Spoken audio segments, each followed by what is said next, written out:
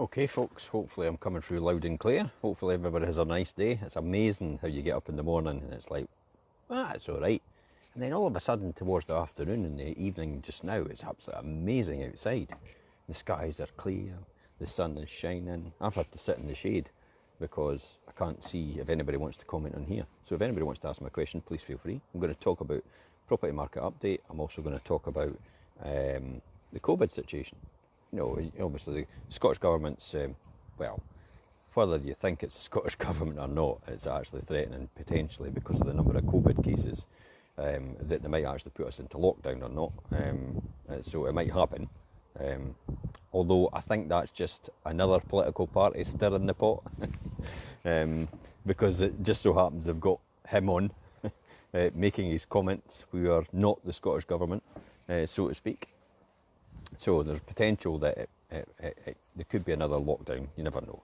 I don't think it's going to happen, but if it does happen, I'll talk about that in a minute and what we can do to make sure the housing market's still fine and everybody's houses are still selling and all the rest of it. So Zoopla's brought out their property prices update, their index house prices for the July period.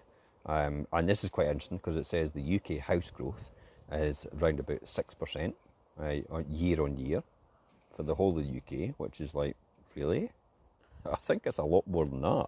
But according to them, it's 6%, and that's based on their what properties are going on at, and then what properties are getting sold for more than likely. Demand for homes, is up by 21%. Again, for me, that's actually quite low. Demand for homes versus last year is up 21%. I see it as a lot more in terms of our website activity. I mean, we've jumped from 200 and odd visitors to 450,000 visitors. So that's 100% improvement. So to say demand for homes is up by 21% on Zoopla or on their house price index it's a lot less than what I would expect. And the flow of new supply on year to date is minus 3%. So what does this mean? Executive summary, here we go. The total stock of homes for sale is 26% down on 2020, which will remain low well into 2022. Well, I think we can all agree on that.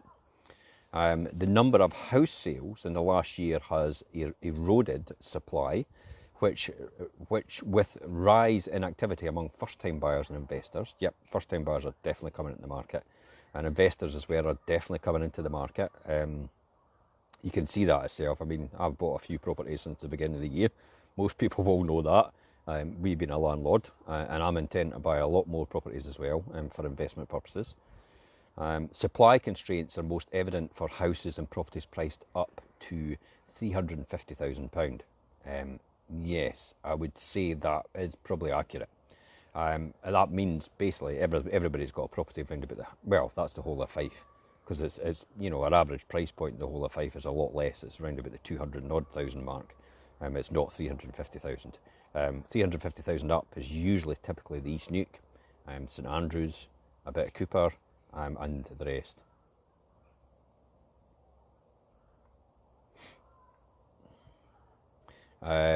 Okay, so let's talk about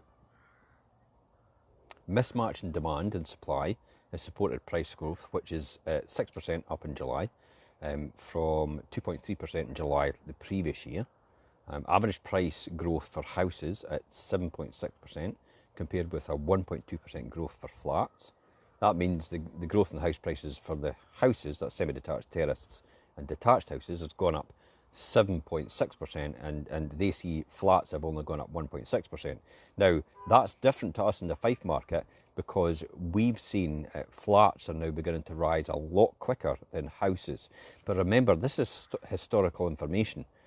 So it's possible that they're based on the last 12 months, but the trends that we are seeing now is the flats and apartments are actually going up a lot quicker proportionately than semi-detached, detached and terrace houses. So that's what we see on the ground now. It's funny, I was just watching Gary Vee, if anybody knows Gary Vaynerchuk, on StreamYard. He was doing a seminar there live, and he was talking about in the moment, and they were talking about, well, what do you read? What things do you read? Do you read the newspapers? Do you read anything else? He says, well, I don't, because things like that are based on historical information, and I'm not interested in what happened before. I'm interested in what's happening now. So he says, I'm in there on social media, I'm in there on TikTok, I'm in there on, all these current news channels, in the know, in live events all the time, understanding people's trends and what they're doing and how they're doing it and what the youth's doing today as well. And that's how he knows how to predict what's going to happen in the future. And I kind of think that's how we do things as well. We keep an eye on the current situation rather than actually look at all the historical stuff and what's happened before. Because, I mean, that's all gone. It could teach you something, but it can't actually predict the future. So the market's moving nearly twice as quickly as 2016, according to Zoopla, with time to sell is at 26 days, down from 49 days in 2019. So that's actually quite revealing. 26 days, they say, to sell a house, and it was 49 days in 2019. Let's dive deeper into this a wee bit more. Annual house price rises. Let's have a quick look what it says. In Scotland, yep. In Scotland, let's see if it says something here. In Scotland, it's up about 9%. That's no surprise here. Okay, so Scotland's up a lot more than there. Low levels of supply. What are we seeing in Fife in terms of levels of supply?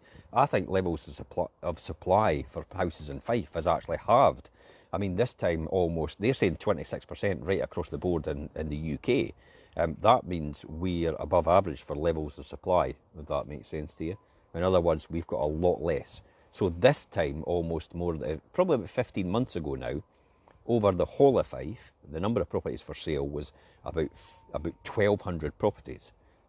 Now, if you go on and type in Fife as the number of properties for sale on Zoopla or Rightmove just now, you're probably sitting about 500 properties available for sale right now in Fife. That's gone from 1,200 to 500. That's no 26%, that's 50% easily, and then some. So Fife is a more restrictive market in terms of supply, which means prices will probably move a lot higher. And this is actually quite revealing as well, because I know these price numbers for Fife itself. So let's look at these numbers. For Fife, average house price rises. Let's look. Now, across the board, if you take in every agent into account, average house price rises around about the 10% mark for the whole of Fife, possibly about 11.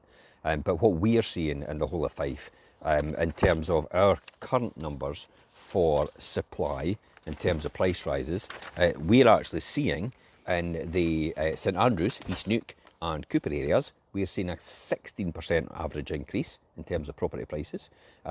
In Leavenmouth, Glenrothes and Central, we're seeing probably around about 8 to 10% in terms of the numbers. So we're actually, again, Fife's outperforming in terms of the value of properties and how quick they're going up in the area. The other thing I would talk about as well is the average number of days to sell. This is quite interesting. So Zoopla said 26 days. So here's some of the stats from some of the areas regionally. St Andrews is 15 days to sell. Cooper is 12 days to sell. Glenrothes is 8 days to sell. That's no surprise. Glenrothes is at a great price point. We're still buying houses in Glenrothes around the 100,000 mark for a 3-bedroom semi-detached house. That's crazy. You're buying a 2-bedroom semi-detached in Leven for 110 just now, or 120. So, you're still getting great value for money in Glenrothes. And if you go over to Kirkcaldy, you're sitting around about 13 days. But Kirkcaldy is just, Kirkcaldy's not as, probably a bit more in terms of money for what you're getting. So Glenrothes still has a good bang for your buck in terms of property and to buy for investment purposes as well. And also first-time buyers. Good central location. It's on the A92. You're straight along to Dundee, and then you're straight along to Kirkcaldy and on to Edinburgh on the A92. So it's an easy gig. Plus the fact you're over at Markinch and you can get on the train. So Glenrothes is a right popular area. The proportion and the number of people chasing available for properties in Glenrothes is double that of anywhere else in the regions of Fife, in Cooper, St Andrews, East Neuk, Leven, all the rest of it. So Leven's coming in around about 13 days to sell, and the East Neuk, no surprise, 11 days to sell, although we are selling them in -3 before they even get to a website.